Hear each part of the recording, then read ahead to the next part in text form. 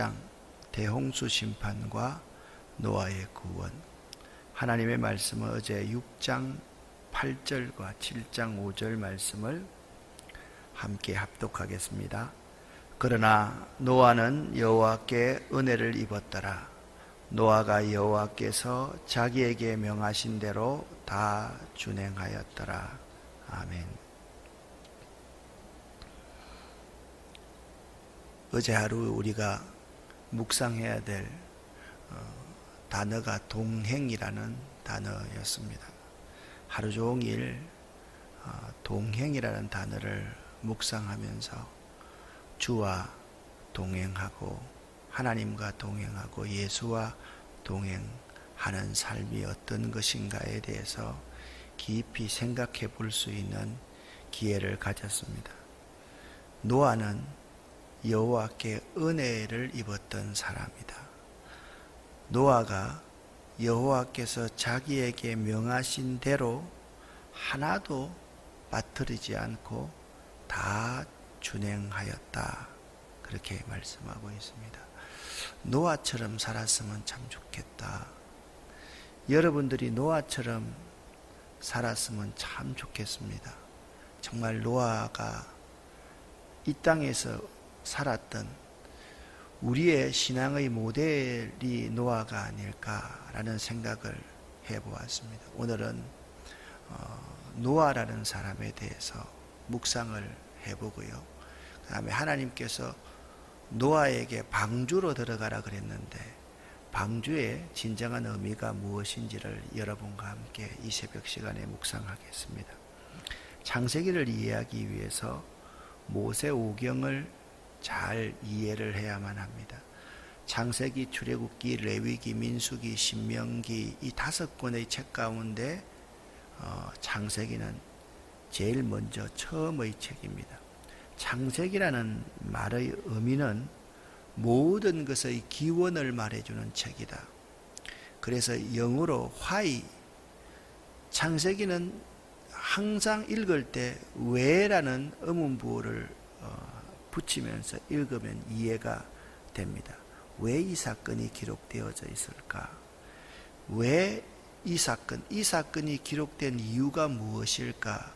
그거를 찾으면 창세기의 기록 의도를 우리가 잘 알 수가 있습니다. 이 창세기가요, 아담부터 시작해서 족장까지 인류 초기의 역사를 창세기는 말해주고 있습니다. 동시에 창세기를 읽을 때 하나님의 구원의 역사도 읽을 수 있어야만 됩니다. 창세기 내용 가운데 예수님도 계시고요. 창세기 내용 가운데서 하나님의 영, 성령님을 발견할 수 있어야만 됩니다. 그런 관점에서 창세기를 이해하면 창세기는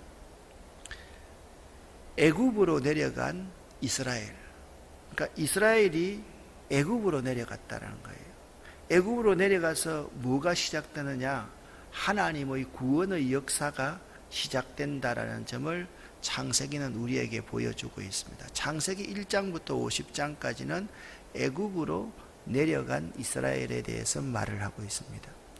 출애굽기 1장부터 20장 전인 19장까지는 출애굽부터 시내산까지의 이스라엘 백성들의 여정을 말을 하고 있습니다. 출애굽기 20장이 매우 중요한데요. 이 시내산에서 율법을 받는 이야기가 20장부터 나옵니다. 출애굽기 20장부터 민수기 10장 10절까지 시내산에서의 이스라엘에 대해서 말을 하고 있습니다. 민수기 10장 11절부터 민수기 10장 11절부터 21장까지 내용을 이렇게 보면 광야에서의 이스라엘에 대해서 말을 하고 있습니다. 민수기부터 그 다음에 신명기까지의 내용은 젖과 꿀이 흐르는 가나안 땅에 들어가기 직전에 이스라엘 백성들의 마지막 결론적인 모습을 우리에게 잘 말씀해 주고 있습니다. 그런 의미에서 창세기는 우리에게 예수 그리스도의 구원을 보여주는 예표와 같은 책이다라는 점을 알아야만 합니다. 창세기를 읽으면서 하나님의 구원의 역사가 어떻게 기록되어져 가는지를 볼 수 있어야지 창세기를 바로 읽는 것입니다. 하나님의 백성인 아담과 하와가 죄를 범하였을 때 하나님은 그들이 무화과 나무 잎으로 그들의 수치를 가리었을 때 하나님은 가죽 옷을 지어 입혀 주십니다. 하나님께서 가인이 아벨을 쳐 죽이고 나니까 그 아픈 아담과 하와의 마음을 아시고 셋이라는 아들을 주십니다. 이 땅에 죄악이 관영했을 때 하나님은 노아에게, 그러나 여호와께서 노아에게 은혜를 주셨다, 그렇게 말씀하면서 하나님께서 구원의 섭리를 어떻게 이어가는지를 잘 말씀해 주고 있습니다. 창세기 5장, 6장, 7장에 보면 우리들이 명심해야 될 두 인물이 있습니다. 첫 번째는 누구라 그랬습니까? 에녹이라는 인물입니다. 에녹이라는 인물을 네 자로 그의 삶을 말해보라. 주와 동행입니다. 여섯 자로 말해보라. 하나님과 동행입니다. 여호와가 동행했다라는 의미입니다. 이 동행이라는 단어는 함께 걸어갔다라는 의미가 세상적인 의미인데, 이 성경에서의 동행이라는 의미는 결코 그런 의미만이 아님을 알아야만 됩니다. 동행은 누구랑 함께 걸어가는 겁니까? 주님과 함께 걸어가고 하나님과 함께 걸어가는 것인데, 여기 전제가 있습니다. 내가 주의 손을 잡고 걸어가는 것은 동행이 아닙니다. 주님의 손에 붙잡힌 바 되어서 나아가는 것이 동행입니다. 내가 그분을 잡고 가면요, 내 의가 앞서면 환난과 역경이나 시험이나 사람에게 실망하면 신앙을 버리고 교회를 버리고 자기가 회의에 빠지게 됩니다. 주님의 손에 붙잡힌 바 되면 어떤 어려움이 있다 할지라도 그 어려움을 극복해 나갈 수가 있는 것입니다. 그러나 노아는 여호와께 은혜를 입었다라는 이 말과 동행이란 말은 똑같습니다. 세상의 죄악이 관영하고 하나님이 실망해서 사람 지었음을 한탄하셨을 때 노아는 하나님께 자기 인생 모두를 다 맡기는 삶을 살았기 때문에 그 어려움 가운데서도 당세의 의인으로 완전한 자로 하나님과 동행하는 삶을 살 수 있었고, 하나님이 자기에게 명령하신 대로 다 준행하고 살 수 있었던 것입니다. 5장 32절에 노아는 500세 된 후에 셈과 함과 야벳을 낳았다, 그렇게 말씀하고 있습니다. 6장 10절에 동일합니다. 세 아들을 낳았으니 셈과 함과 야벳이라. 5장과 6장에 노아의 세 아들을 반복적으로 묘사해 놓고 있습니다. 세 아들의 이름이 나오는 것, 이들도 하나님의 구원 계획 가운데 들어있다는 사실을 분명하게 밝혀주고 있습니다. 6장 6절, 7절, 8절을 제가 쉽게 그냥 번역해 놨는데 같이 한번 읽어보겠습니다. 하나님께서 땅 위에 사람 지으셨음을 한탄하시고 나의 창조한 사람을 지면에서 썰어버리되 그러나 노아는 여호와께 은혜를 입었더라. 아멘.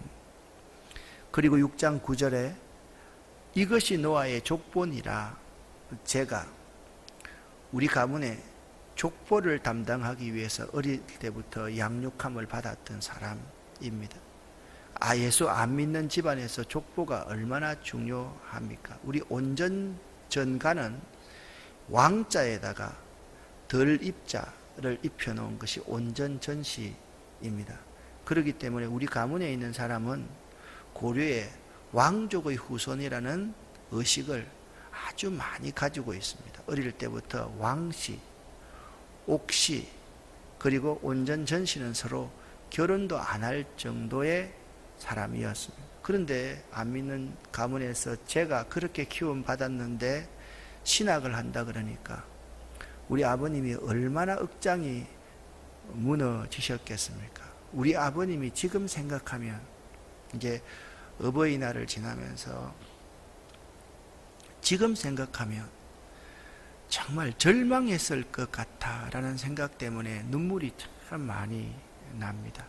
그때 내가 표현을 그렇게 안 하고 조금만 더 부드럽게 했더라면 얼마나 좋았을까, 마음이 덜 아프셨을까라는 생각을 할 때가 참 많이 있습니다.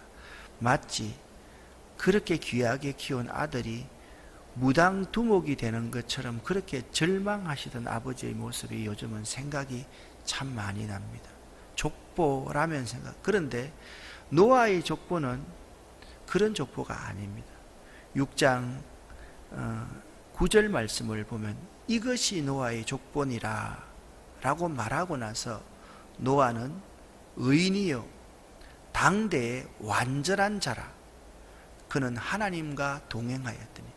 노아가 의인이고 당대의 완전한 자로 살 수 있었던 것은 6장 8절 말씀입니다. 이런 상황 속에서 그러나 노아는 여호와께 은혜를 입은 사람이었기 때문에 하나님의 손에 붙잡힘 되어서 살아갈 수 있었고, 하나님 손에 붙잡힘 되어서 살아갈 수 있었기에 자기 자신이 죄인이지만은 의로운 자로 칭함을 받고 살 수 있었고, 당대에 완전한 자로 살 수 있었다. 이 완전한 자로 살았다는 말씀이 6장 22절 말씀을 이렇게 사는 사람이 완전한 자로 살아가는 사람이다. 완전한 자 이퀄 온전한 순종, 온전한 복종이라는 의미가 성경의 의미입니다. 6장 22절 말씀을 같이 읽어보겠습니다. 노아가 그같이 하여 하나님이 자기에게 명하신 대로 다 준행하였더라. 아멘. 노아가 하나님께 은혜를 입고서 주님과 하나님과 동행함으로 말미암아 하나님이 자기에게 명하신 대로 다 준행하는 삶을 살았습니다. 그러면 가만히 한번 생각해 봅시다. 노아가 살아가는 이 시대가 과연 어떤 시대였습니까? 11절, 12절 말씀을 함께 읽어보겠습니다. 그때 온 땅이 하나님 앞에 부패하여 포악함이 땅에 가득한지라. 하나님이 보신즉 땅이 부패하였으니 이는 땅에서 모든 혈육 있는 자의 행위가 부패함이었더라. 아멘. 이 세상이, 그때의 그 세상이 하나님 앞에 부패하여서 썩어서 포악함이 땅에 가득했습니다.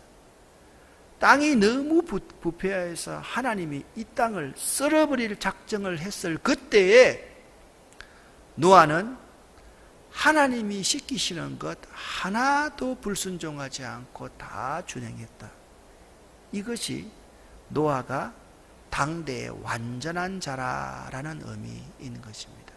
예를 들어서 여러분에게 좋은 일을 시키며, 자, 찬송합시다, 오늘은 박수치며 합시다 라고 했을 때, 만약 여기서 내 스타일은 박수치는 스타일이 아니기 때문에 가만히 앉아서 한다, 그 사람 순종하는 사람 아닙니다. 좋은 일 시키는데 왜 내 스타일로 끝까지 고집을 하는 겁니까? 자, 목사님이 이야기합니다. 여러분 집에 가셔서 꼭 여러분의 자녀 손의 머리에 손을 얹고 축복 기도를 하십시오. 안 하는 건 괜찮습니다. 그런데 나는 매일 기도하는데 왜 손을 얹고 축복 기도해야만 된단 말이냐 라고 하면서 안 하는 사람은 불순종입니다. 그걸 여러분들이 잘 알아야 됩니다. 노아는 그런 삶을 살았습니다. 자, 나중에 말씀을 드리겠지만 노아의 방주의 길이가 135m입니다. 거짓말 좀 못해서 여기서 시작해서 조류생태공원 전망대 정도까지의 길이었습니다. 폭이 22.5m, 23m 정도가 되었습니다. 여기서 본당 끝까지 정도가 방주의 폭입니다. 그걸요, 아라랏산 위에서 방주를 만들어라. 자, 제가 여러분 이제 집사님이나 권사님한테 그 이야기를 시켰다고 생각을 한번 해봅시다. 목사님, 아니 이 아라랏산까지 어떻게 물이 찬단 말입니까? 이게 말이 됩니까? 무슨 재료를 가지고 산 꼭대기에서 그걸 만들으려고 그렇게 말씀하십니까? 이렇게 한마디의 토를 다는 사람은 순종하는 사람이 아닙니다. 노아는 한마디의 토를 달지 않았습니다. 그래서 노아가 그와 같이 하여 하나님이 자기에게 명하신 대로 다 준행하였더라. 여기 노아 대신에 여러분의 이름과 직분을 한번 넣어 보시기를 바랍니다. 전규택 목사가 그와 같이 하여 하나님이 자기에게 명하신 대로 다 준행하였더라. 아멘. 이렇게 삶을 사는 사람이 의인이요 당대의 완전한 자이고 주님께 자기 인생을 다 맡기고 주님께 손이 붙잡힌 바 당해에서 함께 걸어가는 사람의 삶이었던 것입니다. 에녹이 그랬고 노아가 그랬습니다. 여러분 노아처럼 살아가시기를 예수 이름으로 간절히 축원합니다. 노아는 어떻게 순종했는지 오늘 7장 1절부터 5절에서 이렇게 말씀하고 있습니다. 1절 말씀을 함께 읽겠습니다. 여호와께서 노아에게 이르시되 너와 내 온 집은 방주로 들어가라. 이 세대에서 내가 내 앞에 의로움을 내가 보았음이니라. 아멘. 방주로 들어가라. 그렇게 하나님께서 명령하셨습니다. 5절, 7장 5절을 같이 읽습니다. 노아가 여호와께서 자기에게 명하신 대로 다 준행하였더라. 여러분 보십시오. 7장 5절도 그렇고 6장 22절도 그렇습니다. 똑같은 문장을 반복하고 있습니다. 이것은 노아가 얼마나 하나님 앞에 철저하게 순종했는지를 알 수가 있는 것입니다. 하나님이 명령하신 것은 딱 한 가지입니다. 너와 내 온 집이 방주로 들어가라. 성경에 너와 내 온 집이라는 단어가 사도행전 16장 31절에 있습니다. 주 예수를 믿어라. 그리하면 너와 내 온 집이 구원을 얻으리라. 아멘. 그렇게 말씀하고 있습니다. 이 구원을 위한 방주입니다. 이것이 방주입니다. 방주는요, 높이가 13.5m 정도가 되고요. 그 다음에 넓이가 22.5m 정도가 되고요. 길이가 135m가 되는 거대한 배처럼 모양이 되는 것이 방주였습니다. 이 방주는 직사각형의 모양인데 사실상 이렇게 되지는 않습니다. 직사각형의 모양입니다. 방주는요, 물 위에 뜨는 배지, 우리가 아는 배처럼 앞에 유선형으로 지어지지 않는 것이 방주입니다. 방주는 물 위에서 진항하기 위한 것이 아닙니다. 방주는 어딘가 가기 위한 노가 없는 것이 특징입니다. 방주의 가장 귀한 특징은 방향을 결정하는 노가 없다라는 겁니다. 성경에 방주와 똑같은 단어로 쓰인 것이 뭐냐? 갈대 상자가 방주와 똑같은 의미의 단어가 쓰여지고 있습니다. 갈대 상자도 노가 없고 방주도 노가 없습니다. 갈대 상자에 넣어진 어린 모세를 생각하면 방주 안에 들어갔던 노아의 8 식구들이 어떻게 삶을 살아야 되는지를 잘 보여주고 있다라고 생각하시면 됩니다. 방주의 방향을 결정하는 분은 하나님이시요, 방주를 지키시는 분도 하나님이시요, 방주 안에 있는 사람들을 인도하시는 분도 하나님이시다. 그러니까 방주는 단지 물 위에 떠 있기만 하면 되는 것이었다라는 점을 여러분 알아야만 됩니다. 그럴 때 하나님이 인도자가 되셔서, 하나님이 선장이 되셔서 인도하시는 것이 방주다라는 점을 여러분 명심해야만 됩니다. 방주 안으로 들어가서 어린 모세가 할 수 있는 일이 하나라도 있었습니까? 없었습니까? 하나라도 없습니다. 방주 안에 들어가서 자기들의 구원을 위해서 노아가 할 수 있는 일, 노아의 8 식구들이 할 수 있는 일이 전혀 없었다라는 점을 알아야 됩니다. 방주는 뭐가 없는 곳이라고요? 노가 없는 곳입니다. 내가 방주 안에서 나아가려고 발부둥 친다 해서 나아갈 수 있는 것이 아닙니다. 하나님이 그 땅을 심판하실 때 그 방주 안에 있는 사람은 그곳에 머물러 있기만 하면 되는 것입니다. 그런데 방주 안에는 어떤 것들이 있었습니까? 8 식구가 있었습니다. 정결한 짐승과 부정한 짐승과 새와 땅에 기는 모든 것이 그 방주 속에 있었습니다. 얼마나 촘촘했겠습니까? 얼마나 냄새도 많이 났겠습니까? 40일 주야로 땅에 비가 쏟아졌는데 방주 안에 얼마나 습해서 살기가 쉽지 않았겠는지를 우리가 알 수가 있는 것입니다. 방주 안에 이렇게 동물들과 함께 있다는 것은 사람은 구원을 받기 위해서도 동식물들과 함께 어우러져서 조화를 이루면서 균형을 이루면서 살아가야 된다라는 의미임을 우리는 잘 알아야만 되는 것입니다. 우리는 생각할 때 방주 안에 동물이 얼마 있었는데 이 방주가 몇 톤 정도 될 것인가, 그런 부분에 지금 관심을 가지라고 하는 것이 아닙니다. 왜 방주를 만들라고 하셨습니까? 노아의 가족들의 구원을 위해서. 하나님께서 아담과 하와를 위해서 직접 가죽옷을 지어 입히셨던 하나님의 구원 계획.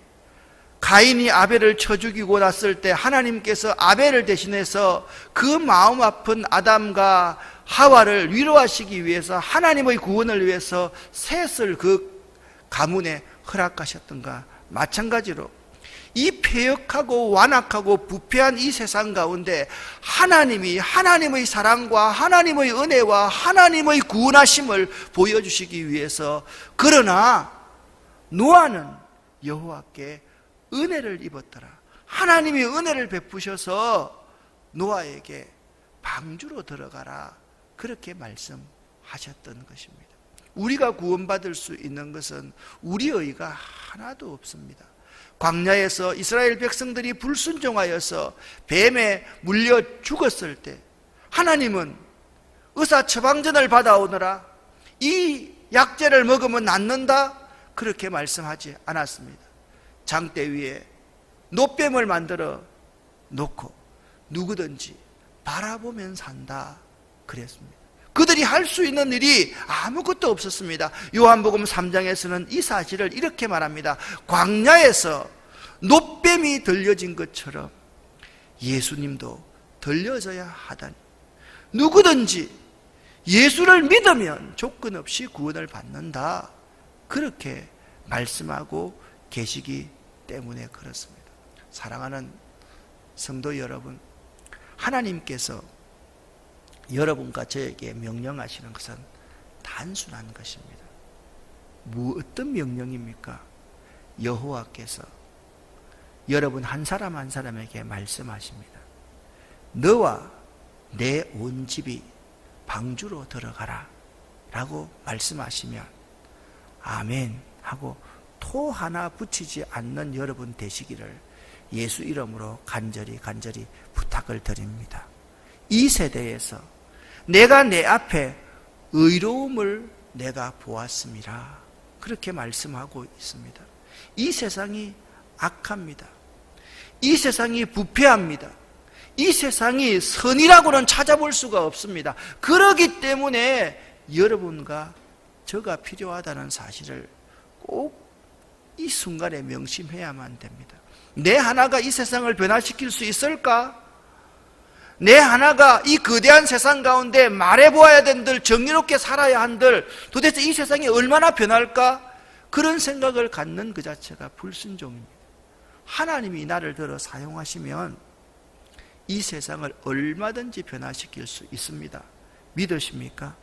창세기의 창조 이야기는 하나님이 보시기에 좋았더라, 하나님이 보시기에 참 좋았더라, 하나님의 눈으로 이 세상을 바라보는 것이 믿음이라고 그랬습니다. 우리가 복받은 것, 여호와께서 그들에게 복을 주심에 그들이 복을 받았다라고 받아들이는 것이 믿음 가진 자의 자세라는 것을 알아야 됩니다. 노아를 다시 한번 묵상합니다. 노아가 여호와께서 자기에게 명하신 대로 다 준행하였더라. 노아처럼 살아가는 여러분 되시기를 예수 이름으로 간절히 축원합니다. 여러분 가제가 날마다, 그러나 노아는 여호와께 은혜를 입었더라. 창세기는요 참 단순합니다. 4마디만 잘 외우면 됩니다. 태초에 하나님이 천지를 창조하시니라. 아멘. 그러나 노아는 여호와께 은혜를 입었더라. 자, 6장 8절 같이 외우겠습니다. 그러나 노아는 여호와께 은혜를 입었더라. 아멘. 여기 노아 대신 자기 이름을 한번 넣어보는 것입니다. 이 세상이 어떻든 간에, 이 세상에 아무리 죄악이 간영하고 말라기에서 나오듯이 의인들이 못 살고 의인들이 고난을 받고 죄인들이 잘 살고 죄인들이 떵떵거리면서 살아간다 할지라도, 그러나 전규택 목사는 여호와께 은혜를 입었더라. 이러한 삶을 여러분 꼭 살아가시기를 예수 이름으로 간절히 축원합니다. 여러분이 노아처럼 살았으면 참 좋겠습니다. 여러분 한 분 한 분처럼, 한 분 한 분이 노아처럼 의인이요 당대의 완전한 자라. 그는 하나님과 동행하였으며 그는 그와 같이 하여 하나님이 자기에게 명하신 대로 다 준행하는 삶을 살았더라.